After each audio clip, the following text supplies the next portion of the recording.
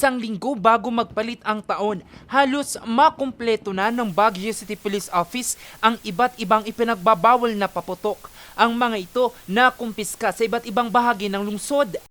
May mga nag-surrender ng mga pinagbabawal na paputok at dahil din sa ating may mga operatives kasi tayo, may mga police na in plain clothes na namamasyal, na nagpupunta sa mga lugar-lugar, is may mga nakita din sila na gumagamit ng mga paputok.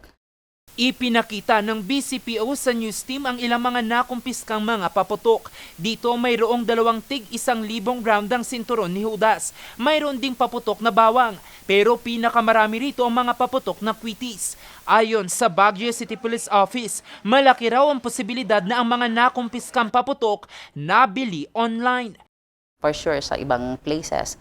Pero since wala nga tayong, it's a ban, firecracker ban dito sa Baguio, nabili nila yun sa outside. Talamak ang bintahan nito sa isang buy and sell group sa Baguio. Iba't ibang klase ng paputok ang mabibili rito. Ang mga order ay iniiwan sa mga dropping area at kailangan na magbayad ng 5 hanggang 50 piso. Kaya naman si Reggie na may-ari ng isang dropping area, tinitingnan mabuti ang lahat ng mga dumarating na parcel. Hindi naman pwede, kaya kami rin yung mahuhuli eh. Kami rin yung matatamaan, mas lalo sa permit. Yun ang mahirapan. Sa datos ng Department of Health Cordillera, umabot na sa 5 ang biktima ng paputok. 4 dito ay sa Baguio City, habang isa naman sa probinsya ng Kalinga.